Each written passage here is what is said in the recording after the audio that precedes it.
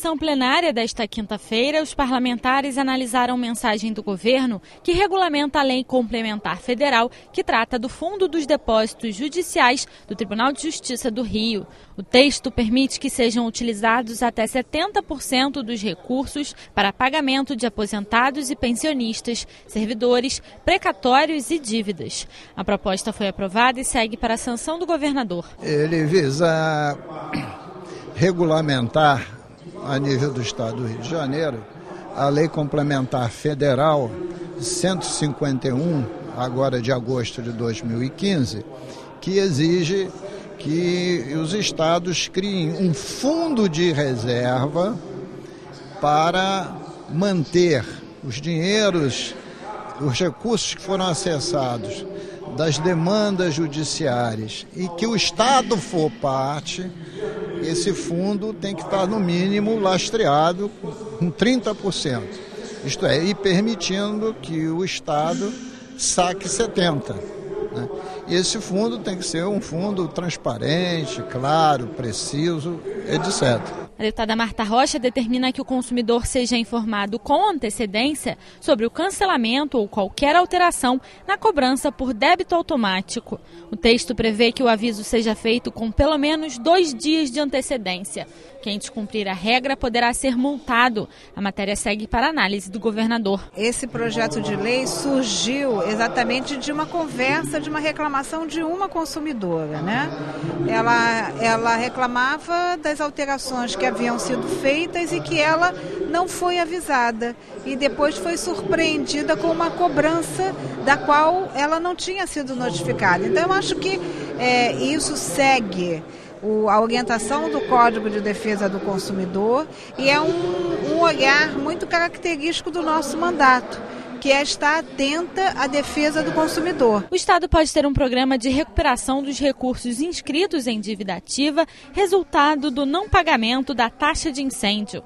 O projeto dos deputados Luiz Paulo e Lucinha segue os mesmos moldes do programa de recuperação das dívidas de IPVA. A ideia é isentar os devedores de pagamento de juros e multa para o pagamento à vista ou parcelado. A proposta aprovada segue para a sanção o veto do governador. O Estado passa por um momento de crise econômica grave e esse projeto vai dar oportunidade, acredito eu, de aumentar, em termos de arrecadação aos cofres do Estado, em torno de 100 milhões de reais.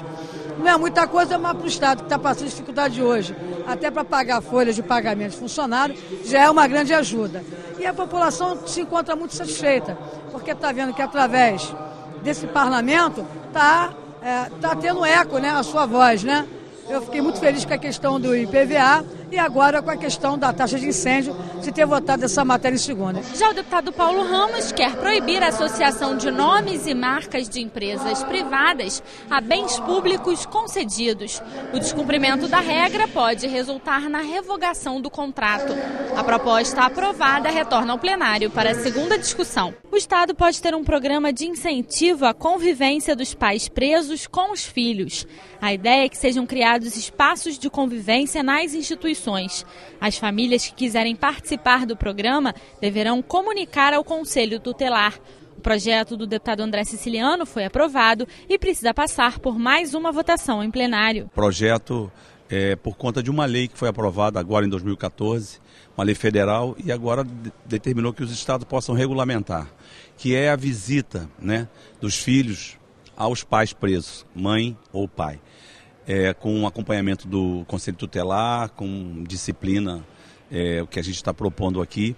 Eu acho que esse projeto de lei visa, mais uma vez, tentar ressocializar o preso. Já o deputado Marcos Abraão quer proibir a cobrança pelos serviços de assistência técnica, administrativa ou jurídica, a chamada SAT, pelas imobiliárias. O texto não proíbe a cobrança pela corretagem. A proposta foi aprovada em primeira discussão. As universidades podem ser proibidas de cobrar taxa de repetência, disciplina eletiva ou por prova.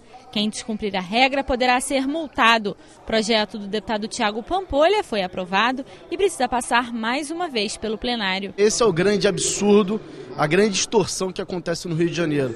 Em tempos de crise, onde as pessoas, né, economizam aquele salário suado, que às vezes não tem, faz um esforço sobrenatural para bancar os estudos dos filhos.